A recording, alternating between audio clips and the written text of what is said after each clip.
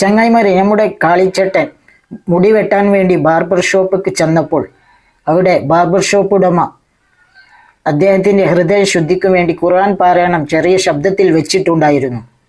എന്നാൽ ഖുർആൻ പാരായണം കേട്ടപ്പോൾ കാളിച്ചട്ടന് വല്ലാത്ത അസ്വസ്ഥത തോന്നി. കാളിച്ചട്ടൻ അപ്പോൾ തന്നെ വീഡിയോ ഷൂട്ട് ചെയ്തു സോഷ്യൽ മീഡിയയിൽ പോസ്റ്റ് ചെയ്തു. എന്നിട്ട് ഒരു ക്യാപ്ഷനും കൊടുത്തു: ഇവിടെ നിന്ന് ഞാൻ പോകുമ്പോഴേക്കും എന്നെ ഖുർആൻ പഠിപ്പിക്കുമെന്ന്. ഈ വീഡിയോക്ക് നമ്മുടെ അൻസാരി സൂരി ഉസ്താദ് നല്ല കിടിലം മറുപടി കൊടുക്കുന്നുണ്ട്.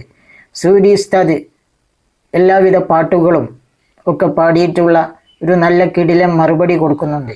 അദ്ദേഹത്തിന് ആ ഖുർആൻ പാരായണം കേൾക്കുന്നത് ഇഷ്ടമല്ലായിരുന്നു എങ്കിൽ അദ്ദേഹം ആ ഉടമയോട് പറഞ്ഞ് ഒന്ന് ശബ്ദം കുറക്കാനോ അല്ലെങ്കിൽ ഞാൻ പോകുന്നത് വരെ ഓഫ് ചെയ്യാനോ പറഞ്ഞിരുന്നെങ്കിൽ അദ്ദേഹം അത് ചെയ്യുമായിരുന്നില്ലേ.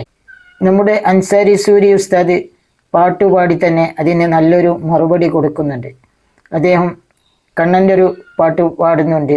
അദ്ദേഹം ഇടയ്ക്ക് വിളിച്ചു പോകാറുള്ള അശോകട്ടൻ്റെ വണ്ടിയിൽ പാട്ട് വെക്കുമത്രേ.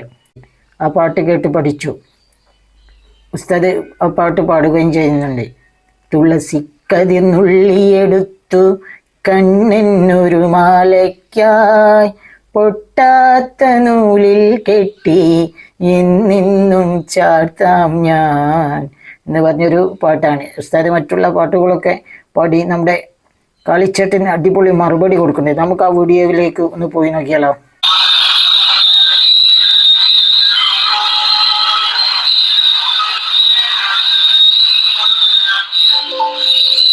നമ്മുടെ കാളിച്ചട്ടനെ അത് രാവിലെ തന്നെ താടി മുടിയൊക്കെ വെട്ടി അടിച്ചനച്ച് കുളിച്ച് വൃത്തിയായി പുറത്തേക്ക് പോകാൻ വേണ്ടി റെഡിയായി ഇറങ്ങിയതാ. ചെന്ന് വിട്ടതാണെങ്കിൽ ഒരു മുസൽമാന്റെ ബാർബർ ഷോപ്പിൽ. അയാളാണെങ്കിൽ അയാളുടെ ഹൃദയശാന്തിക്ക് വേണ്ടി ചെറിയ ശബ്ദത്തിൽ ഖുർആൻ പാരായണം വെച്ചിട്ടുണ്ട്. ഓരോ കടയുടെ ഉടമസ്ഥർക്കും അവരുടെ മനോഭാവത്തിനനുസരിച്ചാണല്ലോ പാട്ടും പ്രസംഗമൊക്കെ വെക്കുക. പക്ഷെ ഈ ഖുർആൻ പാരായണം കേട്ടപ്പോൾ നമ്മുടെ കാളിച്ചട്ടന് ഭയങ്കര അസ്വസ്ഥവും. അദ്ദേഹം അപ്പം തന്നെ സാമൂഹ്യ നന്മക്ക് വേണ്ടി അത് വീഡിയോ ഷൂട്ട് ചെയ്തു സോഷ്യൽ മീഡിയയിൽ കേട്ടു. ക്യാപ്ഷൻ കൊടുത്തു: ഇവരിവിടെ പോകുന്നതിന് മുമ്പ് എന്നെ ഖുർആൻ മൊത്തം പഠിപ്പിച്ചിട്ട് പോകുമ്പോൾ ഞാൻ ഇങ്ങനെ ആലോചിക്കുകയാണ്, എന്തൊരു മനോഭാവമാണ് ഈ മനുഷ്യരുടെയൊക്കെ. കാളിച്ചട്ടൻ ആ ബാർബർ ഷോപ്പിൽ ചെന്നപ്പം അവിടെ ഖുർആൻ പാരായണം നമുക്ക് ഇഷ്ടമല്ലെങ്കിൽ ആ ഉടമസ്ഥനോട് പിന്നെ ഞാൻ പോകുന്നവരെ ഒന്ന് ഓഫാക്കി അല്ലെങ്കിൽ ശബ്ദം കുറക്ക് എന്നും പറഞ്ഞാൽ അയാൾ അത് കുറച്ചു തരൂല്ലേ, അയാൾ ഓഫാക്കൂല്ലേ. അതിന് പകരം അപ്പം തന്നെ സാമൂഹ്യ നന്മക്ക് വേണ്ടി ഷൂട്ട് ചെയ്തിട്ടത്. ഞാൻ ആലോചിച്ചതേ, മനുഷ്യന്റെ മനോവൈകല്യങ്ങളുടെ തീക്ഷണമായ ഒരു അവസ്ഥയാണ്. ഈ അവസ്ഥ എല്ലാവർക്കും ഉണ്ടാകില്ല.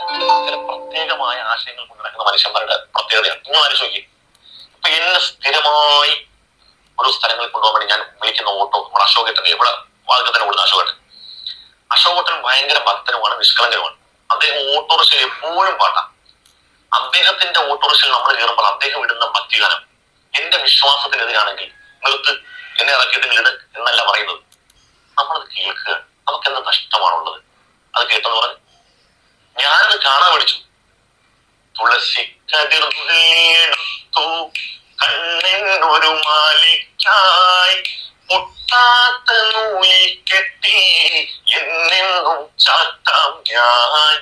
തുളസിക്കതിർന്നുള്ളിയെടുത്തു കണ്ണിനൊരു മാലയ്ക്കായി പൊട്ടാത്ത നൂലിൽ കെട്ടി എന്നും ചാത്താം. കേട്ടു. നമുക്ക് എന്താ പ്രശ്നം? എന്നും സ്ഥിരമായ അവഹേളനത്തിലത് കേട്ട് കേട്ട് കേട്ട് നമ്മളത് കാണാൻ പഠിച്ചു. പഠിക്കുമെന്ന് ആഗ്രഹമുണ്ടല്ലോ. അത് കേട്ട് സ്ഥിരമായി കേട്ട് കഴിഞ്ഞപ്പോൾ നമ്മുടെ ഹൃദയത്തിൽ അത് ഹൃദയസ്ഥമായി. എന്താ പ്രശ്നം? ഞാൻ മുമ്പ് ജോലി ചെയ്ത പള്ളിയുടെ വാതിൽ തന്നെ ഒരു ക്രിസ്ത്യൻ പള്ളിയുടെ കോളാമ്പലുണ്ടായിരുന്നു. നമ്മൾ നിസ്കരിക്കുന്ന സമയത്ത് പോലെ ഒരു പാട്ട് വെക്കുന്നു. നമുക്ക് ആർപ്പന കസ്സൽ. ഇതൊരു നാടിന്റെ ഗ്രാഹകത്വമാണിത്. സത്യനായക മുക്തിദായക പുൽത്തൊഴുത്തിൻ ഉലകമായ യേശുനായക ശ്രീ യേശുനായക. നമ്മൾ സ്ഥിരമായിട്ട് കേട്ടത് നമുക്ക് ഹൃദയമായി പോയി പാട്ട്. ഇതൊക്കെ ഈ നാടിന്റെ ഗ്രഹാതുരത്വമല്ലേ? ഇനി ഇതൊന്നും അല്ലെങ്കിൽ നമ്മൾ ഒരു ബസ്സിൽ കയറിയ നെഞ്ചിനുള്ളിൽ നീയാണ്, കണ്ണിൻ മുന്നിൽ നീയാണ്, കണ്ണടച്ചാൽ നീയാണ്, പാത്തുമ്പോ പാട്ടുണ്ടാവും. കാനനവാസ കലിയുഗ വരദ, കാനനവാസ കലിയുഗ വരദ, കരുണാമയനെ കാവൽ വിളക്കേ കനിവിൻ നാളമേ വിവാഹത്തിന് വിശ്വസിച്ച പാട്ടുകളും ഇത് കേട്ടുകൊണ്ടിരിക്കുന്ന മനുഷ്യർ ഒരാൾക്കും പരാതിയില്ല. ഇതൊക്കെ ഈ നാടിന്റെ പൈതൃക ഗ്രഹാതുരത്വമാണ്. ഇതൊക്കെ കേട്ടെന്ന് പറഞ്ഞ് എന്ത് സംഭവിക്കാനാ? ഇനി നമുക്ക് ഇഷ്ടമല്ലെങ്കിൽ കാരണം പറയാലോ, ഓഫാക്കാൻ പാടില്ല. ഇതൊക്കെ ഭയങ്കര അല്പത്തരമാണ് കളിച്ചിട്ടാ. നിങ്ങളുടെ കമന്റ് ബോക്സിൽ വന്ന് നിങ്ങൾ അതേ മനോഭാവമുള്ള മനുഷ്യന്മാർ വന്നിട്ട് ഇത് ജിഹാദിത്തരമാണ്, എന്റെ കാളിച്ചേട്ട ഒരു അർത്ഥമറിയാത്ത, ഒരു ആശയം അറിയാത്ത ഒരു ഖുർആൻ അവിടെ ഒരു പാട്ട് പോലെ, ഒരു സംഗീതം പോലെ അവിടെ നടക്കുന്നു. നമ്മളെ ഏതെങ്കിലും തരത്തിൽ ഇത് ഉപദ്രവിക്കുന്നുണ്ടോ?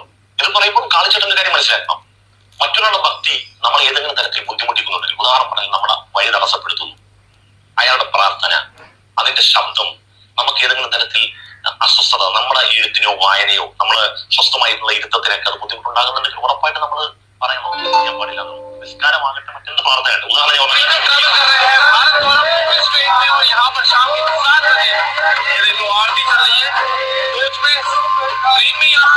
സർവ മനുഷ്യരും സഞ്ചരിക്കുന്ന ട്രെയിനാണ് അല്ലെ?